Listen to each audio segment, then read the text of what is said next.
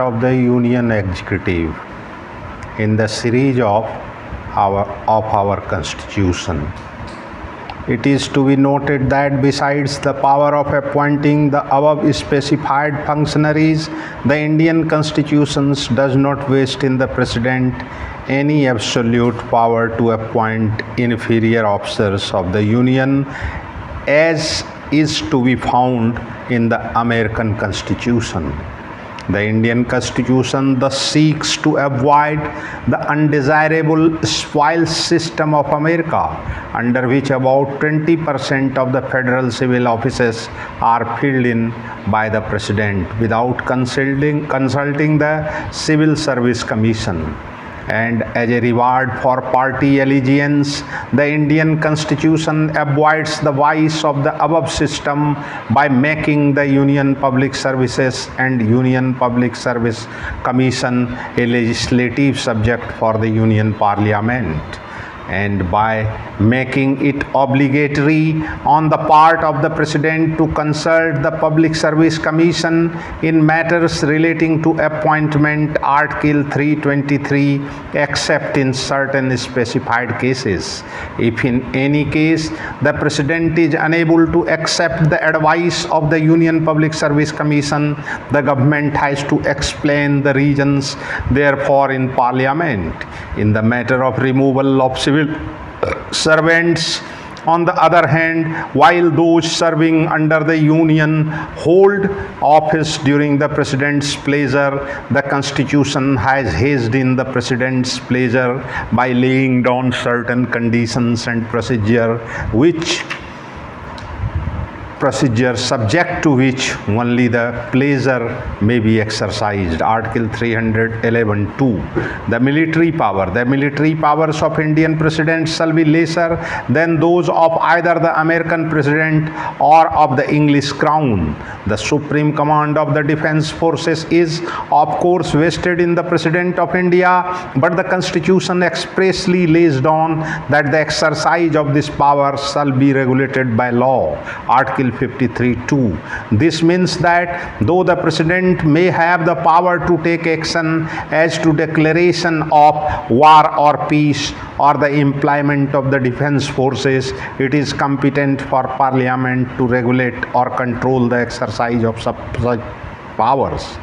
The President's power as Commander-in-Chief cannot be construed, as in the USA, as power independent of legislative control. Secondly, since the Constitution enjoins that certain acts cannot be done without the authority of law, it must be held that such acts cannot be done by the President without approaching Parliament for sanction, as for example, acts which involve the expenditure of money, Article 114(3), such as the raising, training and maintenance of defense forces.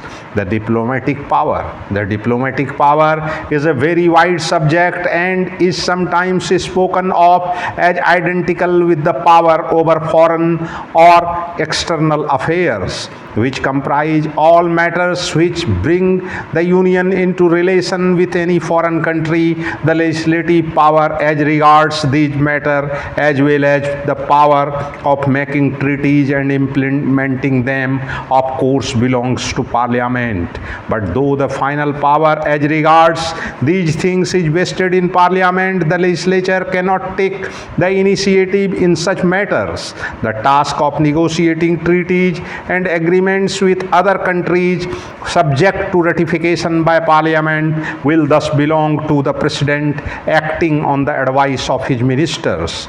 Again, though diplomatic representation as a subject of legislation belongs to Parliament, like the heads of other states, the President of India will represent India in international affairs and will have the power of appointing Indian representatives to other countries and of receiving diplomatic representatives of other states, as shall be recognized by Parliament. legislative powers like the Crown of England, the President of India is a component part of the Union Parliament, and there is one of the instances where Indian Constitution departs from the principle of separation of powers underlying the Constitution of the United States. The legislative power of the Indian President, of course, according to ministerial advice, are various and may be discussed under the following heads: summoning, prorogation, dissolution. Like the English Crown or our President shall have the power to summon or prorogue the Houses of Parliament and to dissolve the lower house, he also have the power to summon a joint sitting of both Houses of Parliament in case of deadlock between them. Article 85 and 108. The opening address. The President shall address both Houses of Parliament assembled together at the first session after each general election to the House of the People and at the commencement of the first session of each year, and inform Parliament of the causes of its summons. The practice during the last 5 decades shows that the President's opening address is being used for purposes similar to those for which the speech from the throne is used in England, viz. To announce the program of the Cabinet for the session and to raise a debate as to the political outlook and matters of general policy or administration.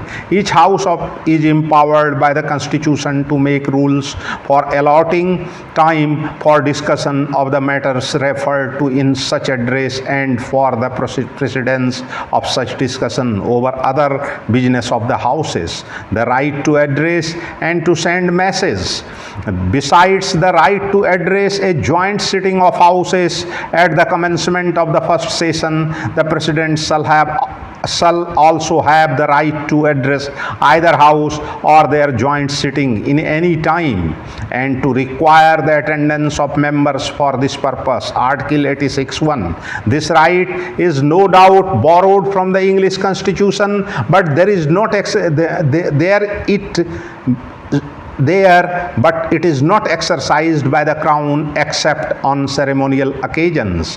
Apart from the right to address, the Indian President shall have the right to send messages to either House of Parliament either in regard to any pending bill or to other matter, and the House must then consider the message with all convenient dispatch. Since the time of George III, the English Crown has ceased to take any part in legislative or to influence it, and messages are now sent only on formal matters. The American President, on the other hand, possesses the right to recommend legislative measure to Congress by messages, though Congress is not bound to accept them. The Indian President shall have the right to send messages not only on legislative matter but also otherwise, since the head of the Indian executive is represented by Parliament by his ministers. The power given to the President to send messages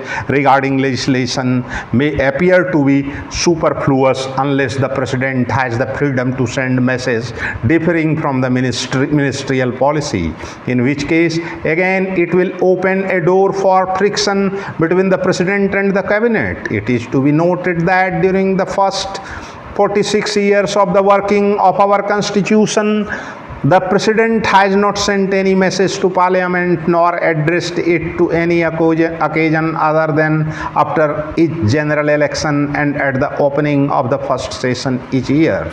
This is all about today's part of the Union Executive. Thanks, regards.